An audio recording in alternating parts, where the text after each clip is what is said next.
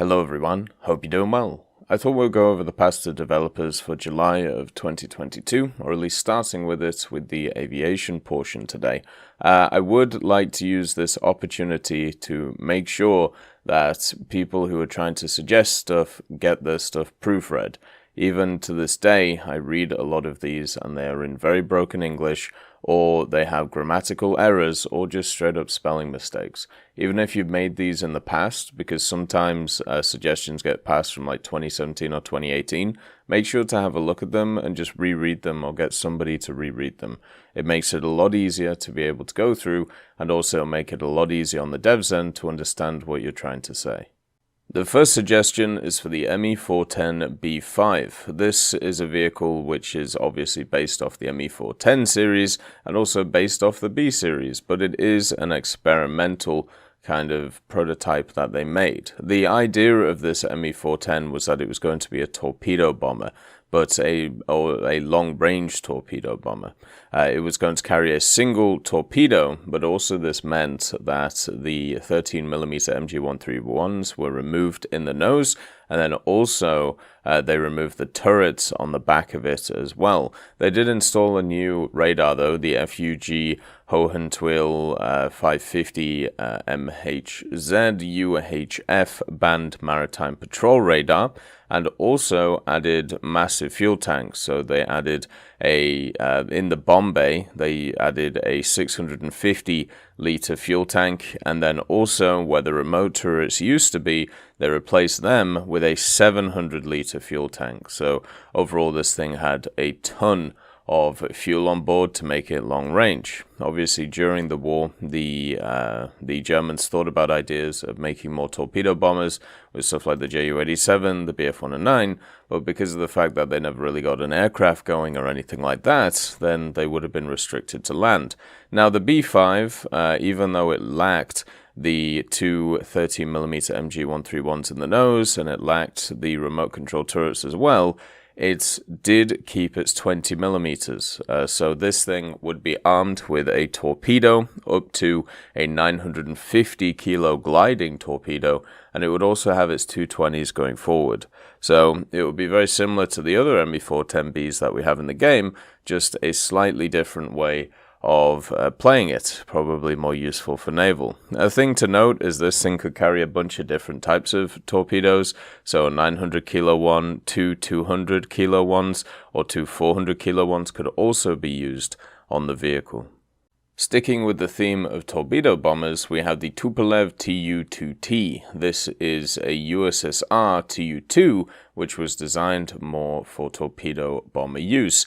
Even after the Second World War, the AVMF continued to use obsolescent aircraft, such as the IL-4s and also the Lend-Lease A-20s, as torpedo bombers, simply because the Soviets didn't have any better aircraft for the job at the time. Planes like these weren't really suited for torpedo bombing, as they lacked range and also especially speed, which made them easy prey for AA batteries on naval vessels. The Tu-2, on the other hand, seemed like the perfect torpedo bomber that the Soviets needed so desperately, so having outstanding characteristics in speed, range, payload capacity, and also reliability. The only real letdown was the Tu-2's complexity and high production time, as well as cost of the aircraft. In fact, Tupolev already started working on a torpedo variant of the Tu-2 in June of '44, and later that year, the AVMF issued a request for exactly such an aircraft. Two Tu-2s were converted in late '44, and tests were done in February to April of 1945. The tests were deemed satisfactory, and the Tu-2T was put into production. Between 1947 and 48, the first regiments were equipped with the Tu-2T, and it served in the Black Sea Fleet, the Pacific Fleet, and also the Baltic Fleet. There's not a lot of data on the combat use of the Tu-2Ts or the production numbers, but it never replaced the IL-4s and the A-20s fully, and they usually served alongside them until these older machines got replaced by the Tu-14T and also the IL-28T bombers in the early 50s. The Tu-2T got completely replaced by jet torpedo bombers in the mid-50s. But the AVMF wasn't the only user of the Tu-2T. One Bulgarian regiment also received a couple of them in 47. One of these aircraft was forced to perform an emergency landing in the Black Sea due to an engine failure, but both the crew and the aircraft itself was recovered, and the plane is actually now on display in a Bulgarian museum near the Plovdiv airport, which is kind of interesting. So this vehicle would have the standard 220mm Shavak autocannons as an offensive weapon. For defensive, it would have the 3 Berezins, the HMGs, one behind the pilot, one in the dorsal position, and one in the ventral position. And it could also carry 2 or 1 450mm torpedo, the 4536AN. Or either torpedo. It also had the saggy stabilizers on it, on the DER-4 44 locks, and also the PTN-5 torpedo aiming sight. So basically, the Tu-2T was just a Tu-2S fitted with torpedo locks and also a few other minor changes. So if you just take that and then add a torpedo to it, there you go. For Japan, we don't have a vehicle, but we have something that would change the way a lot of the high-tier Japanese vehicles function. This is the AN/ALE 41K chaff countermeasure pod, and this was a variant, of course, of the AN/ALE 41 dispensing set for chaff countermeasures for the United States Navy itself, which was derived from the AN/ALE 38 chaff pod for the United States Air Force.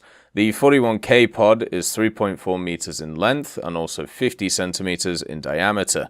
Each pod can hold 6 RR-171 or 172 chaff rolls, each weighing 46 pounds. In comparison, a single 40 chaff and flare dispenser pod found on jets like the F-4E and F-4EJ can carry 30 170 chaff cartridges at 0.3 pounds of chaff per cartridge, or 9 pounds of chaff for each dispenser. This means that the 41K pod can carry a total of 276 pounds of chaff.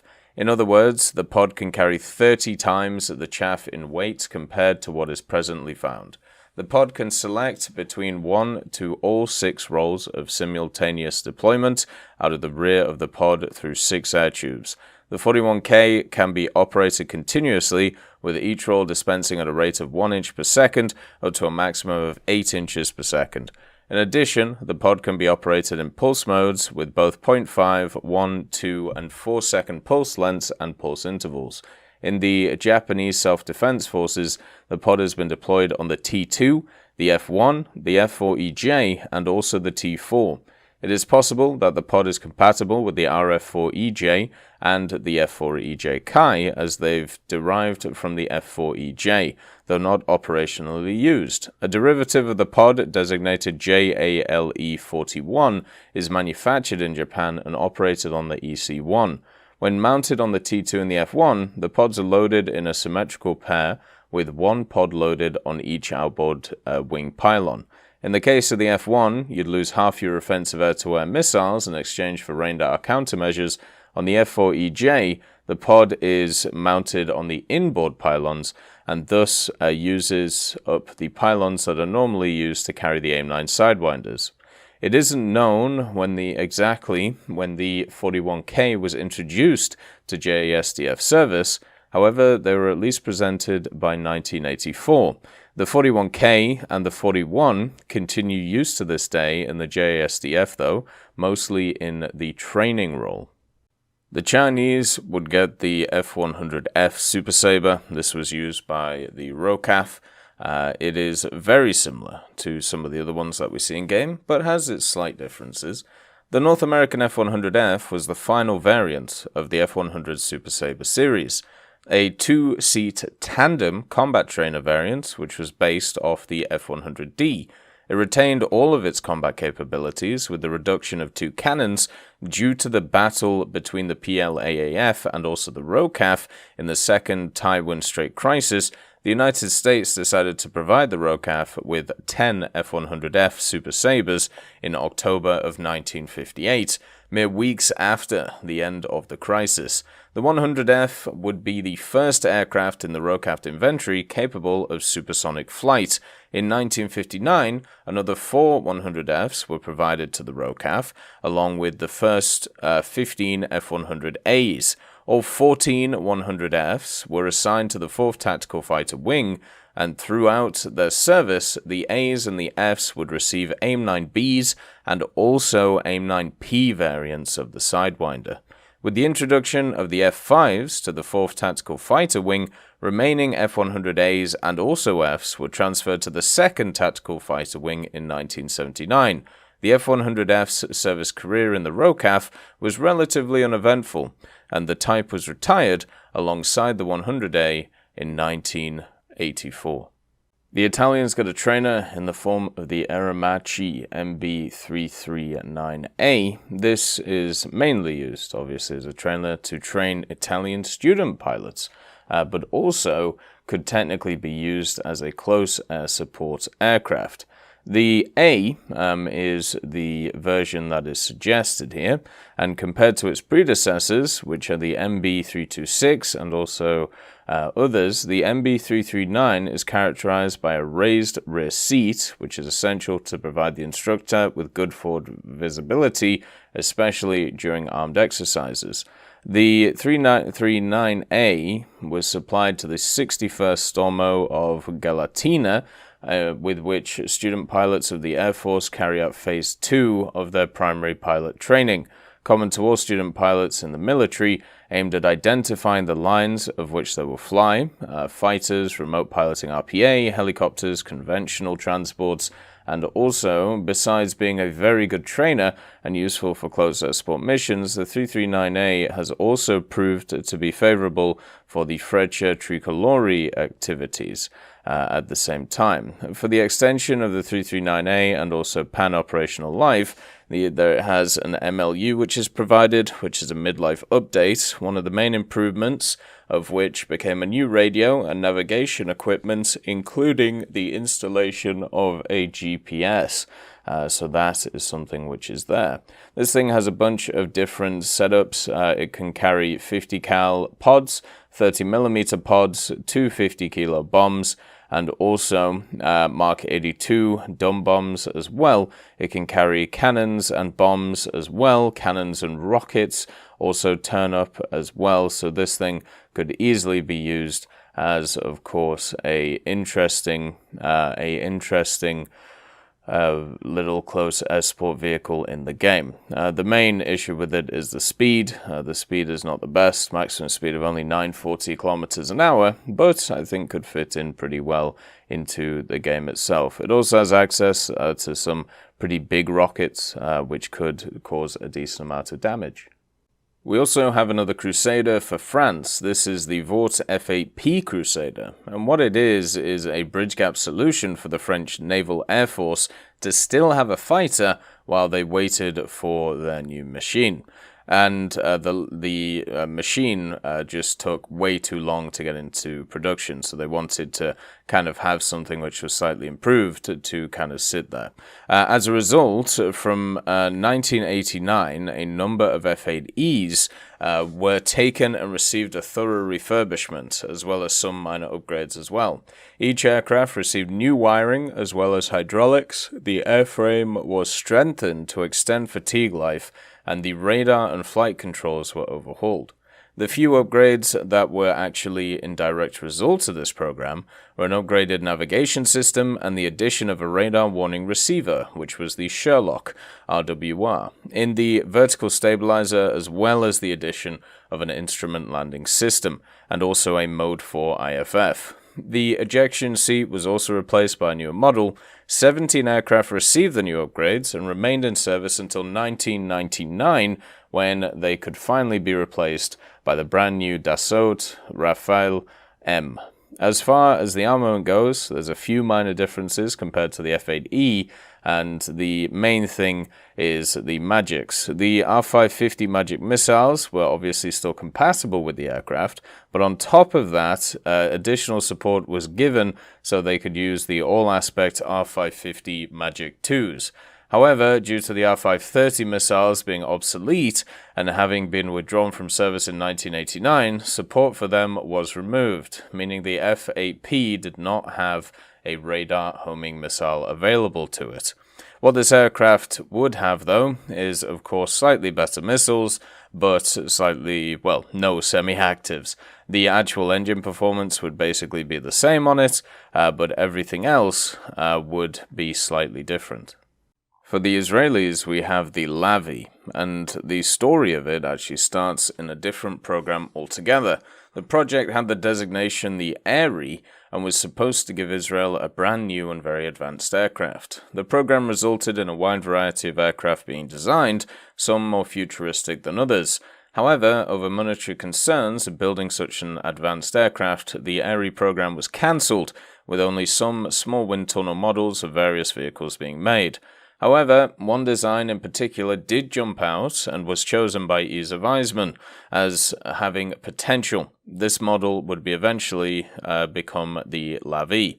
The Lavi started its life in 1980 when a program was started to provide the Israeli Air Force with a new platform for close air support and also battlefield interdiction missions. Originally, the program envisioned a simpler light attack aircraft to replace the then aging A4 Skyhawks and also Kafirs.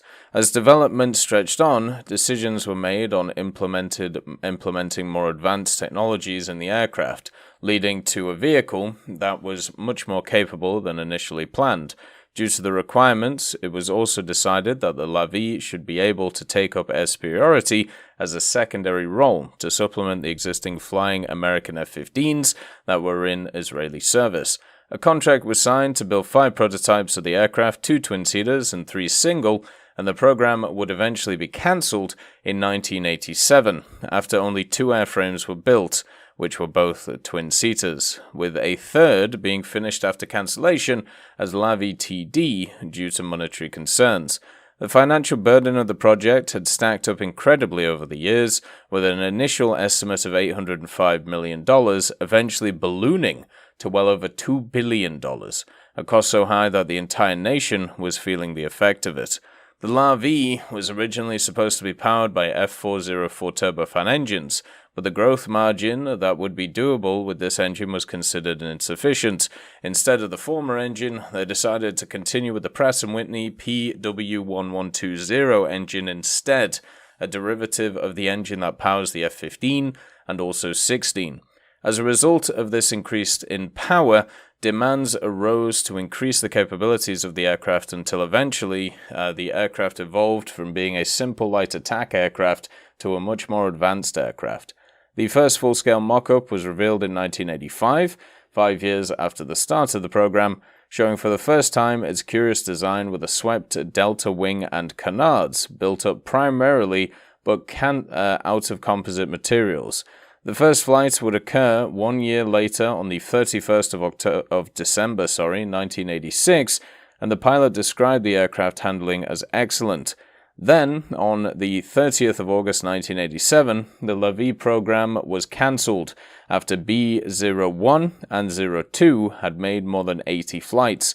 The 2 prototypes had flown at speeds from 204 km an hour up to Mach 1.45 at 23 degrees angle of attack. Many systems, including the digital flight control, were tested within the envelope. Compared to the F-16, the Lavi featured a slightly worse thrust-to-weight ratio than its American counterpart, but it did have low wing loading as a result of its larger wing, and this led to the aircraft having the edge over the F-16 in maneuverability. It did also have a significantly higher range than the F-16, thanks to, among others, intra-wing fuel tanks. As with all 4th-generation fighters, the Lavi was an aerodynamically unstable aircraft with fly-by-wire systems. In comparison with the F-16, the Lavi was very unstable, with an instability of 10 to 12%. The surfaces were programmed to give minimum drag in all flight regimes, while providing optimum handling and agility. It was stated that the Lavi had an inherent direct lift control capability, although this was never demonstrated. As far as avionics go, the Lavi featured a modular system that allowed for easy upgradability with the Elbit ACE-4 mission computer. The aircraft received the ELTA EL-M2035 multimode pulse Doppler radar, which was an advanced radar with air-to-air and air-to-ground modes. The system was reported to have very reliable look-down performance.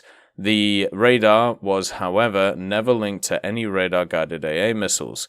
Since the Lavi was not designed to be an air superiority aircraft, the vehicle was also equipped with an electronic warning and countermeasure system. It did, however, not have any chaff or flares mounted as far as I know. If you have any information about that, of course, it's always good to find out. As far as armaments go, the Lavi has very few options on its 11 hardpoints. It was able to carry up to 4 air-to-air missiles, though it's not entirely clear which ones it could actually carry. The carried missiles ranged from the AIM-9DG to AIM-9L and eventually Python 3s.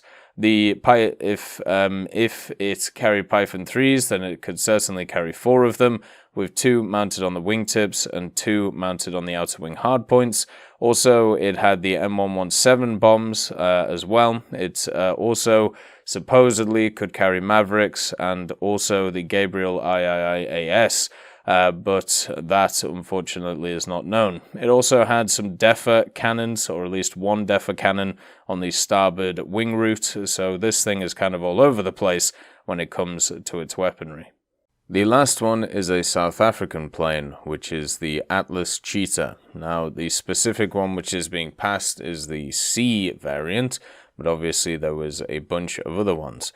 The first Cheetah that was unveiled was in 1986, and this was the Cheetah D. The Cheetah D was the only two-seater variant of the Cheetah. It was used as a trainer for pilots to fly the C variant and the stopgap E variant, which was a stopgap variant for the C variant since the Cs took longer to enter service. However, this was also used as a ground attacker, although the trainer was the primary purpose. The Atlas Cheetah C is the variant that we're having a look at today, and this was the final development in the Cheetah series until they were replaced by the Gripen in 2008. The upgrade program on the Mirage 3 consisted of a complete refurbishment of the airframe, where roughly 50% of the original airframe was replaced. Also, static canards were installed just aft of the engine intakes. D&E models had similar canards than the Cheetah C, so this would be easy to recognize them when you look at the different main variants. Additional airframe upgrades consisted of 2 additional hardpoints at wing roots, aerial refueling probe, more modern ejection seats, new main wing spar with new drooping leading edge and dogtooth incisions on each of the wings, modern ailerons controlled by a twin computer-based flight control system. The Cheetah C could also carry 3 times the ordnance as the Mirage 3 while having a little bit better agility. It was also fitted with new avionics, radar, electronic warfare, and self-protection systems. Many of these systems were in the nose of the aircraft, and thus the nose had to be elongated to provide more space for the aforementioned systems. Cheetah had missile approach warning systems and also an RWR, while the self-protection systems consisted of electronic jammers and chaff flare, which were automatically activated. The Cheetah had an oversized domestic hood. The C had a pulse Doppler radar system, and the C and D variants were fitted with a more powerful Snecma ATAR 9K50C11 turbojet engine on it. It had access to 2 30mm DEFA 552s. It could carry Matropods with SNEB rockets. It could also carry 2 Python 3 AMs, or the darters, the A darters, the U darters, or the V3C darter and or the Matra R530 missiles. It could also carry a bunch of different bombs as well, up to 250 kilos in nature. As always, I hope you have a wonderful day, and I'll see you next time. I'd just like to thank Nicholas Richardson, Elove Goat, Pyman675, Winter Scientist, Merciless Reaper, Jerry Prevolt, Megadino King, Orange Tail, Teddy, John Ryman, Universe, Ambrosius McClellan, Daniel Stanton, Moxie, B. Young, Uncle Bean, Sem Arslan, Derek R., Bareen, Lafouche, and Samuel Slick for supporting the channel.